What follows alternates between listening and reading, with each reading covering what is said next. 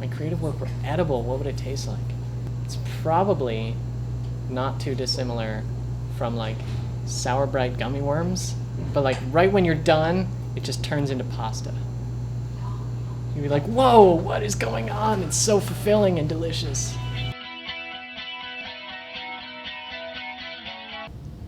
In middle school, I got picked on a lot because I was really tall, like super tall, like the tallest kid in my class. They used to call me Jinky Giraffe or like the ferret or something like that. So, around that time, I got really depressed and like down on myself. Like, oh my God, maybe I am weird. Like maybe I don't fit in with everybody else. But then I got picked up by IMG Modeling Management. And they were like, all the things that's wrong about you and that you got picked on in middle school are all the things that's going to make you money. Just kind of took a turn for the better. My mom always wanted me to become an accountant other than being an artist and tattooer, of course. She has changed her mind. In the beginning, yeah, she was kind of like, why can't you do something else? I enjoy your paintings and drawings, but why are you getting tattoos? I got a lot of heat from that, but since then it's all gone to the wayside, and she definitely supports now. Because I've always wanted to be creative. Everyone in my family is a musician. We all play a bunch of instruments. We all sing all the time. So they understand how important art is. I think I'm just the only one in the family who's trying to turn it into a career. So they're okay with it as long as there is some result of it. Obviously, if there's no money, then there's no reason to do it. I know that sounds really, oh man, he's only in it for the money. Well, kinda, a little bit. If you're not making any money, then you're not doing it right. You're not doing it for the right reason. You can love what you do, but you need to profit from it. I have to eat, I have to live somewhere. We are very privileged. I have a cell phone, I have a car, I need to pay for those things. So if you're not making money, then maybe you should consider a different career. I started drawing, I think, when I was, according to my parents, 3 years old. I just never would let go of a paper and a pencil, and I just kept doing it over the years, and finally they decided to put me in art school. I learned how to paint, I learned about colors, and then I got interested in something a little more technological, like software that I could use to draw instead of just the traditional way, which is with a pencil. I got a couple tattoos done. A friend of mine knew that I could draw and paint, thought that'd be a good avenue or a hobby outside of the job that I was currently involved in. So I went back to the artist that was doing my tattoos to check on an apprenticeship, showed him what I could draw and such, and he actually took me under his wing. Be determined.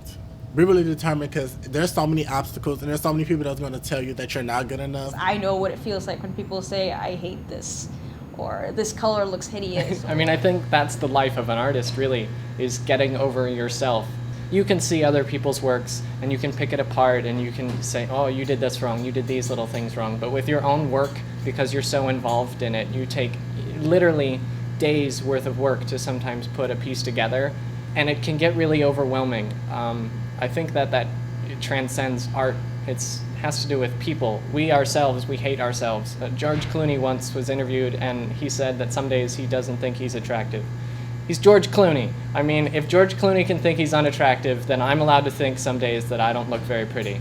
I do think I look pretty, just for the record, but we're allowed those moments where you fail, where you don't feel that you're up to it as a designer, where you don't feel that you're good enough.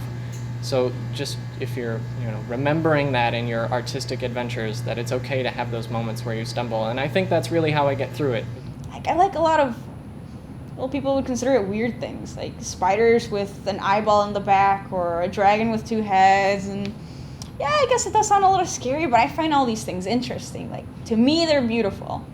I consider that art because it's weird. It's not normal. It's not something that you see every day. I like something that comes out of your head, imagination. Something creative, something different. Try to stay out of the box, basically. It's just anything that you can think of, you can turn into art. A bunch of clothing you could use and stick it on a piece of paper, that could work. You never know, so it's just you being not just able, but willing to try new things. That really helps. People are afraid of change, so don't be afraid of change. If you're used to the pencil, get used to the brush. Get used to charcoal, glue, rocks, anything you can think of. Being different, it's not really like being different at all in the fashion industry, because there's so many people and so many designs and so many aesthetics. So we're just like one big gumbo, just a whole bunch of different tomatoes and all type of stuff just stirred up in this fashion industry. Yeah. I think one of the things that only I can control and this is true for anyone who is an artist, is just the level of work that you do. It's usually your dedication to the art, and that's what really sets you apart. The harder that I work, the more intimate I am with my project, the better I'm going to be at it. I had a client come through, her father passed away, and so I did a portrait of him on her back, and it was very moving. I get teared up. I want my work to speak for me. I want people to remember, I guess, that I've done something. I know that that's really small, but that's really what I want.